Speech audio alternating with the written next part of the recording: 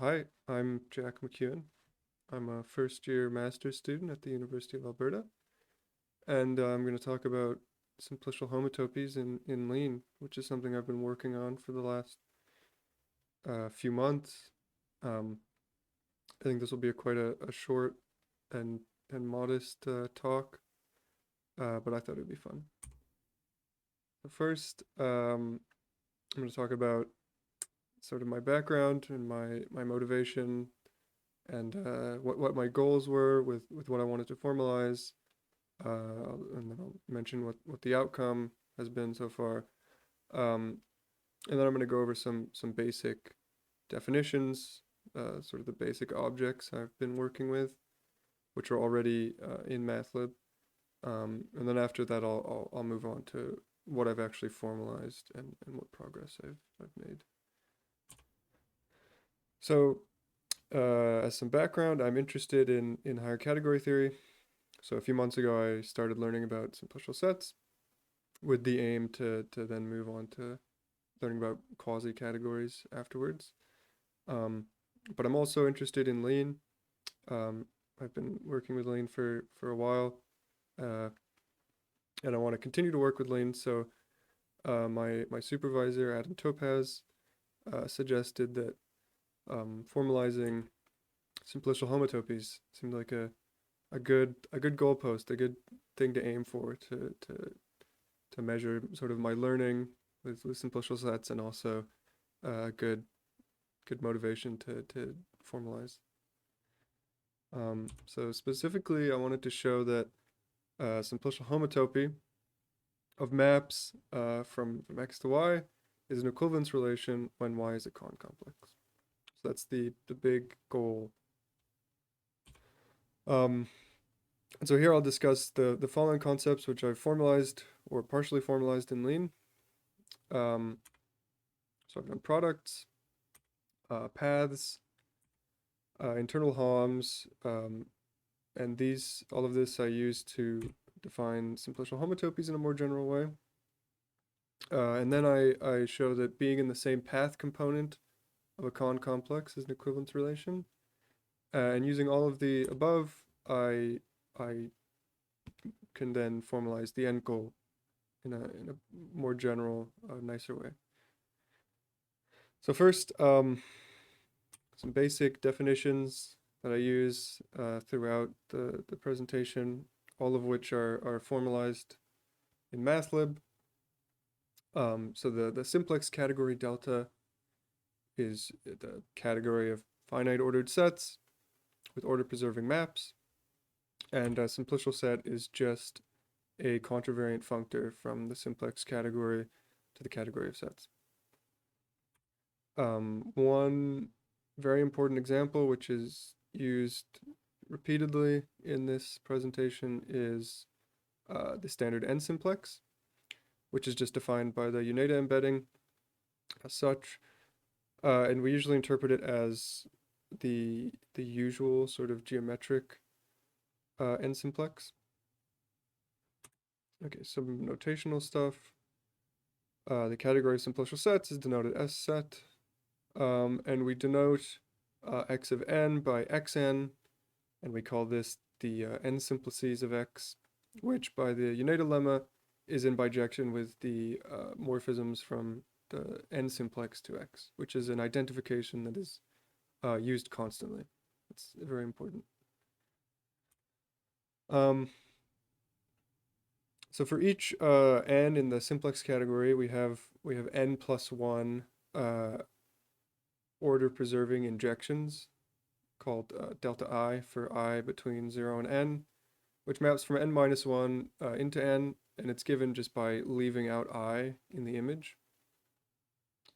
The Uneda embedding maps these delta i's to di's, which are morphisms from the n minus 1 simplex to the n simplex, which we interpret as mapping the n minus 1 simplex into a face of the n simplex.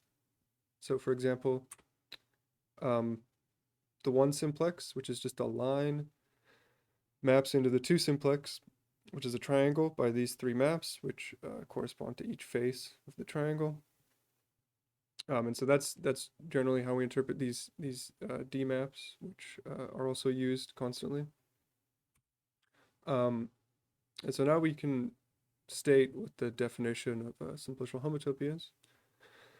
So if we have x and y simplicial sets and two maps f and g from x to y, we say they are homotopic if there's some map h from x times delta 1 to y, which we call the homotopy, such that the following diagram commutes, where we have this isomorphism here, because the zero simplex is just a point. It's terminal in the category of simplicial sets. So that's how we get that isomorphism. And we interpret this like we would the sort of usual homotopy. We think of it as like h of x0 equals f of x, h of x1 equals g of x. So we kind of think of the one simplex as like the unit interval, something like that. So now I'll talk about what I've formalized towards this goal. And the natural place to start is with products. The definition of a simplicial homotopy uses products, right? And but in MathLib we only have like the non-computable categorical product of simplicial sets. So it was helpful for me to give an explicit description of products on the level of types. So this is the first thing I did. But the product of simplicial sets is pretty simple explicitly. The n simplices of the product are just given by the product of the n simplices, which is exactly what I've formalized. And I also gave this isomorphism between the non-computable categorical product and the product on the level of types that I defined, which is useful. And then from here, well, theoretically we could be done, right? We can now talk about products in a nicer way. We can do this isomorphism, x times delta 0 is isomorphic to x, very easily, just omitted the proof. And then we can state a simplicial homotopy like this. We've got the homotopy, we've got the diagram, and this is fine, but we can do better. We can be more general, and we can define a simplicial homotopy in terms of paths. So in particular, a simplicial homotopy is just a path in the internal Hom. So now we need to talk about what a path is and what the internal Hom is. So a path in a simplicial set X is just a one simplex. And we say two zero simplices are in the same path component if there exists a path P which connects them, such that the following diagram commutes. So we think of this as P having initial point A and final point B, and this is pretty easy to put in Lean. This is the path structure I've been working with. And so now we can talk about the internal Hom. So the category of simplicial sets is Cartesian closed, which means it has all finite products and exponential objects / internal Homs, whatever you want to call them, which means that for every simplicial set X, there is a right adjoint to the product functor called the internal Hom functor, which I denote with a boldface Hom. And this junction tells us what the n simplices of the internal Hom should be. So the n simplices are just the morphisms from the n simplex to the internal Hom, and the junction tells us that these are just the morphisms from delta n times x to y. So we can define the n simplices of the internal Hom as exactly this. And so this is what I done in Lean. This is my definition of the internal Hom using the product that I've defined. And from here, we can then talk about paths in the internal Hom.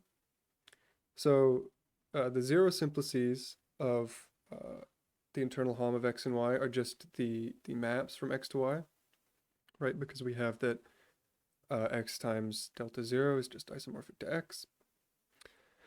And similarly, the one simplices are given by the maps from x times delta 1 to y. And so here I've shown that the maps from x to y are isomorphic to the zero simplices of the internal Hom. And from here, it's straightforward to show that a simplicial homotopy is just a path in the internal Hom. Here's a little picture I drew for it using the identifications that I made. So this lets us talk about simplicial homotopies in a more general way. So this is probably the optimal way to formalize them in Lean. But what about the end goal, which was showing that simplicial homotopy of maps x to y is an equivalence relation when y is a concomplex. Well, it turns out we can also do this in terms of paths, which is exactly what I've been working on. But first, I should mention what a concomplex is. So, concomplexes. So first we need horns. So the kth horn of the n simplex for k between 0 and n is a simplicial set defined as such. And this is how it's defined in MATLAB. But it's usually thought of as in this sort of like more visual way where you take the n simplex and you drop the face opposite the kth vertex. So for example, these are the horns of the 2 simplex. And both from the explicit definition here and the visual representation, we can see that there's a very obvious inclusion of the horn into the simplex. And a concomplex is a simplicial set such that every map from the horn can be extended to a map from the simplex, such that this diagram commutes where we have the natural inclusion. And this is the code I've been using for concomplexes. Concomplexes are actually they've recently been added to MATLAB by someone else. And I think they've defined it in basically the same way. So this is what a concomplex is, and what I've been showing is that being in the same path component of a concomplex is an equivalence relation. So this is where most of my time has been spent. I've been showing well, reflexivity is pretty simple, pretty straightforward. Transitivity and symmetry are a bit more complicated, and I've omitted the proofs for them. The actual structure of the proofs themselves is completely done, but there are a few auxiliary sorries I'm still working on. But this is basically done. And then from here, the last thing we need is the following theorem, which says that if y is a concomplex, then the internal Hom of x and y is also a concomplex, which means that given the last slide, being in the same path component of the internal Hom is an equivalence relation when just y is a concomplex. Equivalently, simplicial homotopy of maps x to y is an equivalence relation when y is a concomplex, which is exactly what we wanted to show. So the last thing that needs to be formalized is this theorem, which I honestly forgot about doing until I was writing this presentation. So this is a big gap I need to fill. So yeah, to be completed, of course, I need to show that the internal hom is con when y is con. I also need to finish up the path equivalence relation proof, which has a few small gaps in it. I want to add more API around the product and internal hom constructions. And I want to define an instance of Cartesian closed on S set in a way that's compatible with the internal hom. There's also some miscellaneous simplicial set lemmas that I've done that should probably make their way into MATLAB. So yeah, this is what I've been working on. This is what I have left to do. These are some of the references I was using. So thank you.